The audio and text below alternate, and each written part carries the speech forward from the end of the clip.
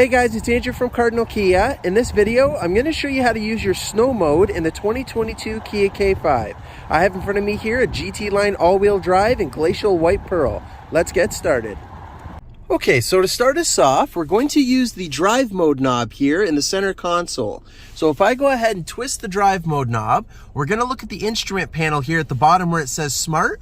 I'm going to go ahead and adjust it, and you can go between Smart, Normal, Sport, Custom, or Snow. And Snow mode is the mode that we want to be in right now. When we go to change to snow mode, it will pop up on here, and it's specifying that it's optimized for snow or slippery conditions. So when we go to put it in the snow mode, the Kia K5's all-wheel drive normally runs 95% power to the front and 5% to the rear.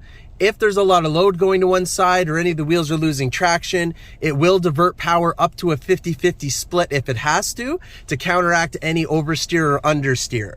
Now we put it in the snow mode, that puts about 80% power to the front and 20% to the rear for those kind of wet, slippery, slick conditions. It's gonna help keep you firmly planted while giving you the added traction. When you go over 30 kilometers an hour, it goes back to the normal mode, and because this is front wheel biased, it will disengage the all-wheel drive at higher speeds. But as soon as you hit under 30 kilometers an hour, again, as long as you're still in the snow mode there, and then it will give you that extra torque split for the added traction.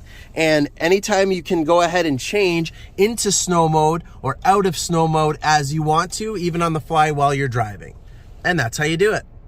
Thank you very much for watching, guys. Please hit that like button if you enjoyed this video, and please consider subscribing if you're enjoying our content. Also, all of our social media links are in the description below. Thanks, guys.